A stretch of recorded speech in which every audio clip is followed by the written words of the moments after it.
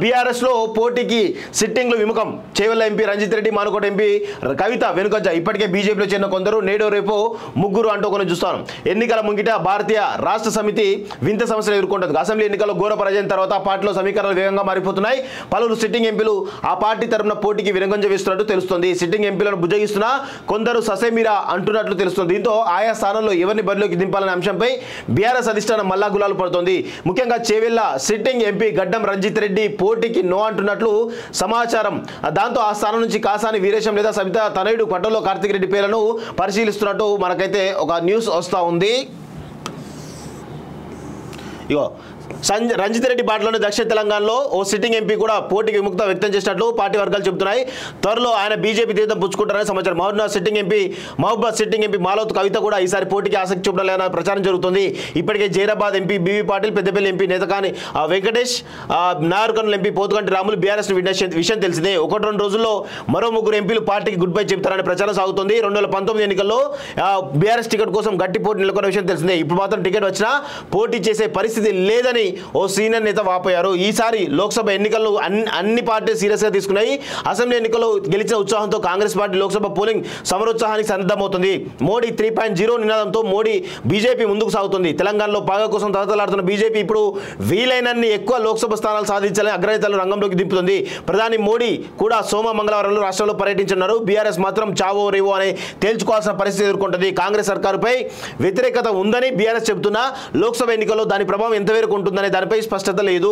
BRS sitting ఎంపీలు కొందరు ఈసారి ఎన్నికల్లో పోటీకి విముఖత వ్యక్తం చేయడం ఆ పార్టీకి ప్రతికూల అంశమే. సో రాసి పెట్టుకోండి మిత్రులారా, ఖచ్చితంగా బీజేపీ బలమైనటువంటి సీట్లను కొడుతుందని చెప్పేసి నేను మొదటి నుంచి కూడా చెప్తా ఉన్నాను. అదే ఖచ్చితంగా ఖాయమయ్యే అవకాశం కనబడుతూ ఉంది.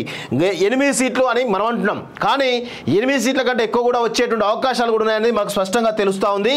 ఇక్కడ క్లియర్గా విషయం ఏంటంటే బీఆర్ఎస్ కేటీఆర్ ఏంటంటే దాదాపు ఒక 30-35 ఛానల్ను ప్రారంభిస్తున్నాడు. పెద్ద ఎత్తున ఆఫీస్ పెట్టేసి మొత్తాన్ని రిక్రూట్ చేస్తున్నాడని చెప్పేసి తెలుస్తూ ఉంది కదా.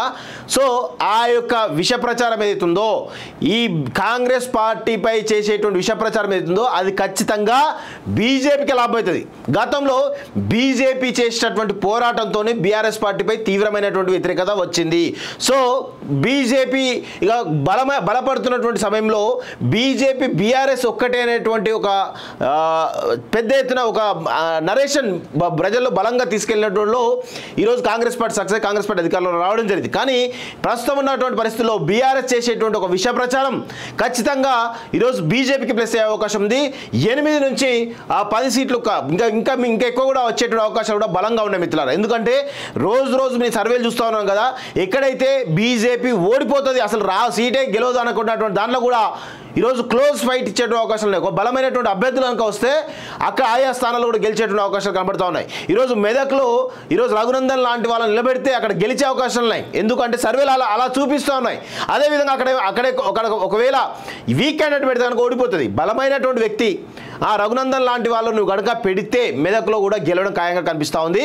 మెదక్లో మాకున్నటువంటి సర్వేల ప్రకారం, మేము చూసినటువంటి సర్వేల ప్రకారం మెదక్లో కూడా బీజేపీ గెలిచే అవకాశాలు ఉన్నాయి. ఇప్పుడు వరంగల్లో ఈరోజు బలమైనటువంటి వ్యక్తి వస్తే కనుక ఖచ్చితంగా అక్కడ కూడా గెలిచే అవకాశాలు బలంగా ఉన్నట్టు మనకైతే తెలుస్తూ ఉంది మిత్రులారా.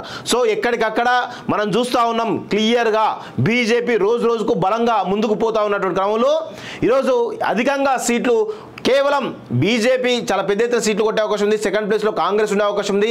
థర్డ్ అసలు ఇక బీఆర్ఎస్కి అయితే 0 సీట్స్ వచ్చేటువంటి అవకాశం అయితే కనబడతా ఉంది. చూద్దాం ఏమైతుందో. ఈ హోమ్స్ ఇన్ఫ్రా సంస్థ సొల్లేరు విలేజ్, యాదాద్రి భువనగిరి డిస్ట్రిక్ట్ లక్ష్మీ నరసింహస్వామి ఆశీస్సులతో మా కస్టమర్లకు అందుబాటు ధరలోనే ఈ అద్భుతమైన ప్రాజెక్ట్ ని మీ ముందుకు తీసుకువచ్చా. మా ఈ ప్రాజెక్టులో ఇండిపెండెంట్ హౌసెస్ కట్టుకోవడానికి ఓపెన్ ప్లాట్స్ కలవు. హౌస్ ఎలివేషన్ ఈ విధంగా ఎక్సలెంట్ గా ఉండబోతోంది. ఈ అద్భుతమైన అవకాశాన్ని సద్వినియోగం చేసుకోగలరు.